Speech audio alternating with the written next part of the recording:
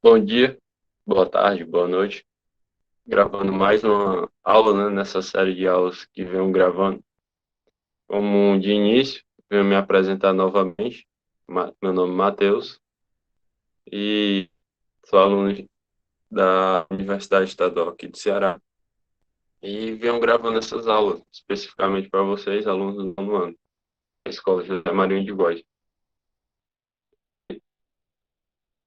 E na série de aulas que anteriores, a gente vem discutindo um assunto bastante impactante da história aqui brasileira e que é um assunto que vocês, já com o professor Elmo, né, professor titular de História da escola, José Maria de Góes, vem trabalhando também, né? Eu venho seguindo, eu e o meu parceiro Gerson, vamos seguindo, né? Essa linha de conteúdo que está sendo passado para vocês, que é sobre a ditadura militar do brasileiro.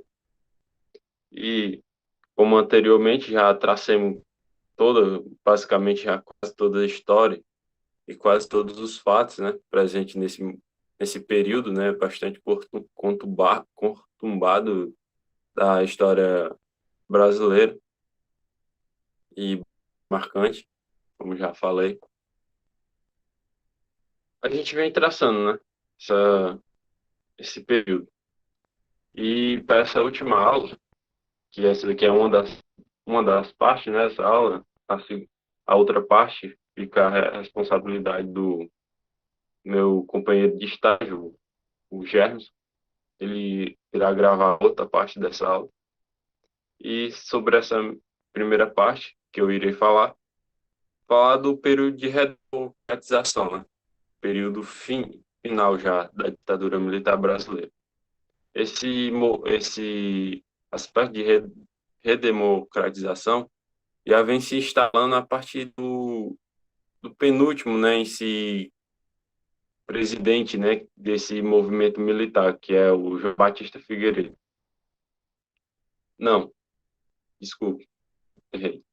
O Ernesto Geisel. Ele, a partir desse já presidente, ele já vem instaurando, né, essa forma de redemocratização. Ele já estabelece algumas diretrizes, né, para essa redemocratização. Aí, a partir já do último presidente em si, esse movimento militar, que é como eu falei anteriormente, o João Batista Figueiredo, ele vai estabelecer essas diretrizes, né? Ele ele promulga, né, uma lei de anistia.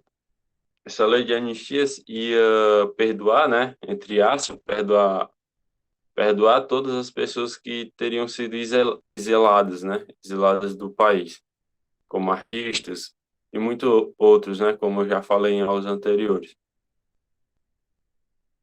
Sendo assim, também outro papel importante também é também o fim do bipartidarismo, que no período militar os partidos militares, os partidos políticos, né, e militares ficavam nessa polarização, somente entre dois, né, o Arena e o MDB, né. As eleições ocorriam somente entre candidatos desses dois partidos. Com o fim desses dois partidos, se criou o pluripartidarismo. Com o pluripartidarismo, surgir novos partidos políticos, né, como o PMDB, o PDS, o PDT, o PDB e o PT. Partidos ainda bastante atuais, né, e presentes no cenário político brasileiro. E com isso, com a criação desses partidos, já a partir do início da década de 80, de 1980, se inicia a primeira eleição, não para presidente da República, isso só seria possível, mas sim para governadores. E com isso, até alguns teriam pessoas que teriam sido exiladas pelo regime militar, né? pessoas que voltaram do exterior e se candidataram a, a governadores de determinados estados. E,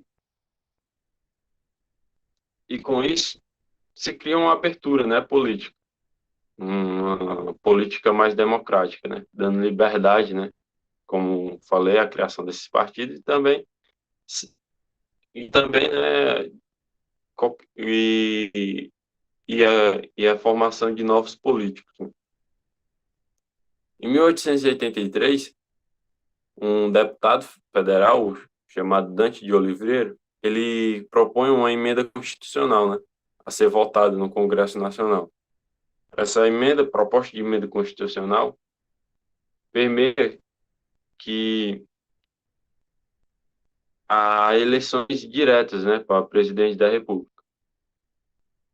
A princípio, essa emenda é bastante apoiada por a maioria dos partidos políticos e a oposição só fica à base mesmo de algum partidos que tinham ainda em base alguns militares. Mas pela maioria e pela grande população brasileira é bastante apoiada. É com ela também, com essa emenda que inflama a massa populacional, né, para o chamado movimento, que é também tratado no livro didático de vocês, no final do livro didático, que é a direta já, que é a inflamação da massa popular, não com movimentos de violência, mas sim com movimentos pacíficos, né, propondo também as eleições diretas. E são diversas as imagens, como ao canto direito aqui do slide, vocês podem ver. Isso é uma imagem das diretas já. Ela se concentrou a grande massa especificamente nos estados de Rio de Janeiro e São Paulo. Esses dois estados havia um acúmulo de 1 milhão de pessoas, alguns dados falam, em cada um desses movimentos, em cada um dessas concentrações, nesses dois estados diferentes.